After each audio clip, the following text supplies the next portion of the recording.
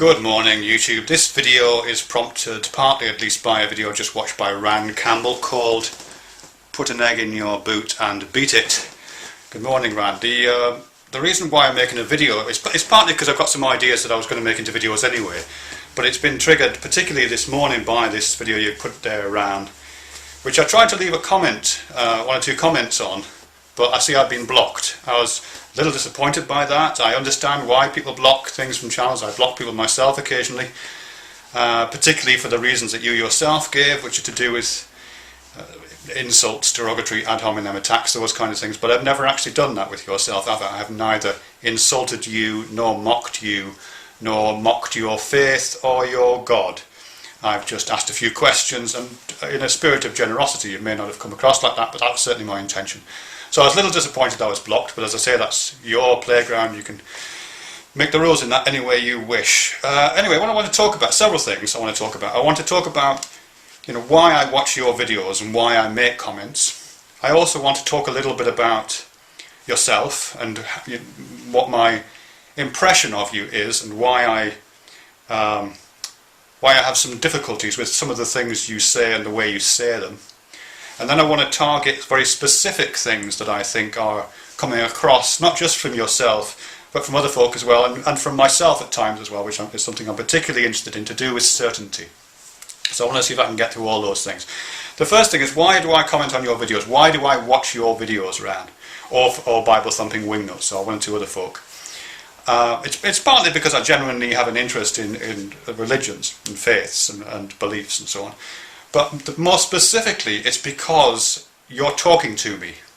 Now, I know you might think you're not, but several of your videos, quite a large number of your videos in fact, talk very specifically about atheists. I'm an atheist, so you're talking about me. You're not talking about individual atheists, you're not talking about specific premises on which atheism is founded, you're not talking about any of those kind of things. You're making these very general statements about atheists and atheism, so you're talking about me. And quite often in derogatory terms. I've been told that I'm a liar because I'm an atheist, I've been told I'm immoral, I've been told I'm stupid because I'm an atheist. So of course I feel included within that definition. So if I'm not included, then I'd really like to know that that's the case, and I'd like to know on what grounds you're giving me that exclusion, if indeed you are. But if you're not giving me that exclusion, which I don't think you are, then you are talking about me. Now, you might want to say, well, I can talk about you if I like, you don't have to be involved. And of course, that's true. Private conversations are always involve those kind of things, don't they? We all talk about one another behind our backs. It's unfortunately that part of the nature of humanity, we do that. But YouTube isn't a private conversation, is it? It's a public conversation. It's one of the great pleasures of YouTube that our conversations are leaky and porous, and we hear one another talk and can potentially participate in those conversations. So you're having a public conversation in which I am being named. Now that means that you're talking to me. So if you're talking to me, you can't be too surprised if myself and people like me, other atheists, think, oh, this person's talking to me, I should talk back, and perhaps put them straight on some things from my perspective. So that's why I comment on your videos, on Bible Thumping Wingnuts videos. It's because you wanted to talk to me, you brought me into the conversation. If you don't want to talk about me, that's fine, don't do it. If you don't want me to be involved, don't talk about me, that's fine. Okay, so you are talking about me. So that's the reason for that. Now a couple of observations about yourself. I mean, it's clear you're a very interesting guy, and I have some resonances with some of your experiences in life, and I probably share some of your interests actually. I certainly share your interest in what I think of as tacit knowledge. In a recent video you were talking about how in your job it didn't require a lot of kind of book learning kind of experience, but it did require a lot of hands-on, experiential, just years and years of getting good at something. And I relate to that quite strongly. I teach in a practical subject. I do a lot of academic work as well, but I teach in a practical subject. It requires people doing the stuff, really. It requires learning the skills hands-on. It requires an embodied, tacit learning. Expertise, and that's only gained by something that, if you do it for a long period of time. So I have some resonances with what you're saying there. again, I'm interested, as I said before, in belief and faith and religion, how those things work. So I'm kind of interested in what you're talking about there.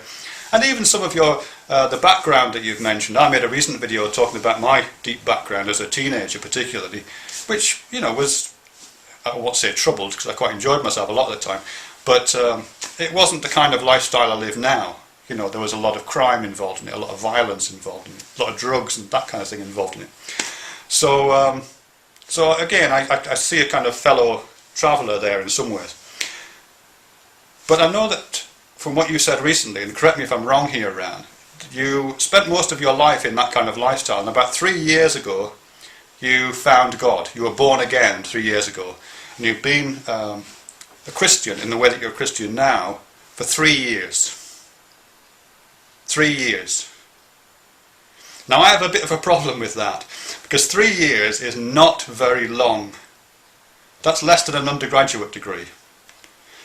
And if you do an undergraduate degree, you know, if you go to a university and learn stuff, you're going through an orderly process of learning, with proper critiques and proper structures for how to learn, all those kind of things.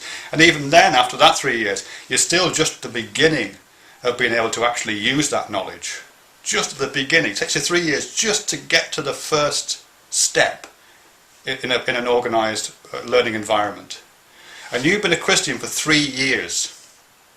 That's no time at all. I mean, just imagine yourself, you know, I'm just relating back to that conversation about tacit knowledge. You've been doing the job you do for years and years and years. You're very good at your job. You know a lot about it. You've gained all that information and knowledge inside yourself. Just imagine how you'd feel if you've done that and then some guy transfers in from a completely different field.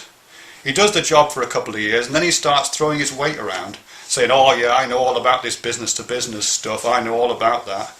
I mean, you'd think, no, actually you don't. You think you do, because you've just got the wind under your sails, but you don't. I think that's what you'd think, and you'd be right in thinking that. 3 years is no time at all to really get to know something. And that brings me on to the final point, really, which is to do with certainty. You are very certain about what you know and believe. And that's fine. I have things that I'm certain about too. You're very certain about it. But you know, this is something you may not know. The degree of certainty is inversely proportional to the degree of knowledge a person has. I'll just say that again. Certainty is inversely proportional to knowledge. That means that in almost every field that I know about, the more you know about it, the less certain you are. It's the nature of the beast. Everything that every field of knowledge worth its name has that kind of an equation in it. And if you go through an organised pattern of study, you find that. I mean, I've got a doctorate now, but what that means is that you get less and less certain the more you find out. So I've got a lot of uncertainty in my life. Now you might think that's a bad thing, but it's not a bad thing, it's a good thing. And you've probably seen it yourself. You know, typically it's usually teenagers who get this. You know, they find out something for the first time. You know, they realise something. They take up some kind of sport, or they take up some kind of lifestyle, and they adopt it with absolute certainty. And of course, you pat them on the head, and you think, ah, yeah, well, in a few years' time, once they know more about it, some of that certainty will be, you know, mediated by other kinds of things that they know. And it is usually, of course, young people, teenagers particularly, who have that kind of certainty, that rock-solid certainty. That's why it's kind of surprising to me that someone of your age, I guess you're about the same age as me, mid-50s, maybe. I find it surprising that someone of your age can have that kind of certainty, which, as I say, I associate with a certain kind of naivety. Sorry, but I just do. But then this certainty thing has got a more interesting aspect. Certainty, I think, is inversely proportional to knowledge, but certainty does not correlate with spirituality. In this video about put an egg in your boot and beat it, yeah. In this video, you talk about spirituality, but you seem to be confusing spirituality with well, there's nothing that I would understand by that term. Certainly, you're using spirituality as a kind of sanctimony. You know, you come across sanctimonious as someone who has certainty, and that warm glow of certainty, that that surety that you have, that you possess the knowledge, that the truth is yours. Yes, it does give you a warm glow. It does organise the world around you. It does give you the apparent clarity of vision that all those things are. But that's not spirituality. That's sanctimony. That's different. Certainty, to my understanding, is at the heart of spirituality, only to the extent that uncertainty is at the heart of spirituality. And since you're a biblical scholar, you're interested in the Bible at least. I don't know if you class yourself a biblical scholar. I'm not a biblical scholar myself, but I know a lot about it. I have a bookcase here which is 2/3 full of theological works. I have books all across my windowsill over there. Probably about a quarter of those are theology. I have another bookshelf upstairs. I've got a bookcase at work because I can't fit them all in my house, and probably a quarter of those are theology books. I do know a lot about it, which you might think is a bad thing, but there it is. What was I saying? Oh yes, it's sort of to do with certainty. Yeah, if I can just come at this from a way you might understand it, which is a theological or a biblical way. A biblical way. And here I just mentioned I mentioned Thomas. You'll know Thomas, of course. Thomas, often referred to as Doubting Thomas. In the Bible, Thomas is the character who doubts the resurrection of Jesus. Would you testify to that I'm correct in that? He doesn't believe that Jesus really was resurrected. In fact, he says, I will not believe that until I see the Christ myself and I touch his wounds. The wounds in his hands or his wrists or his arms certainly, and the wounds in his flesh, the wound of the spear. I won't believe that's happened. And sure enough, he does eventually meet Christ on the road, and there's a very, very beautiful set of paintings around that. There's a really beautiful one by, it'll come back to me. Anyway, of Thomas putting his hand in the wound in Jesus' side. And that's a really fantastic image. And it's to me, that's not an image of faith winning out over doubt. That faith and certainty are the same thing, that all we have to do is put doubt to one side and reside in some kind of unquestioning certainty, and that's what faith is, and that's what spirituality is. That's a story about faith and doubt coming together, the way I see it. And if you read the Gospels of Thomas, some of the Gnostic Gospels, and the writings around Thomas which exist outside of that particular collection of books we call the Bible, if you look at some of that stuff, Thomas is a much more significant figure. In some writings he is the twin brother of Jesus, that you have faith and doubt as twins. I mean, and that's a really interesting, I've got twin kids, so perhaps that's one of the reasons why I'm interested in it. But you have faith and doubt going together as twins, with them constantly interacting, with faith being this outward, expansive, inclusive force, the way that Jesus is. Faith, the way that Jesus is this, he's reaching out, and has this kind of power of love reaching out. But you also have the necessary character of Thomas, doing the probing thing, probing inside that. And these things have to work together as a kind of dyad, as a twin. Now you might just reject that and say that's not what my Bible says. Well, that's kind of fine, in which case keep reading. 3 years isn't very long. So yeah, and for me that spirituality thing, spirituality isn't just letting go of doubt, it's letting go of belief as well. Letting go of belief and letting go of doubt and letting go of certainty. Spirituality is far more complex than you're giving it credit for.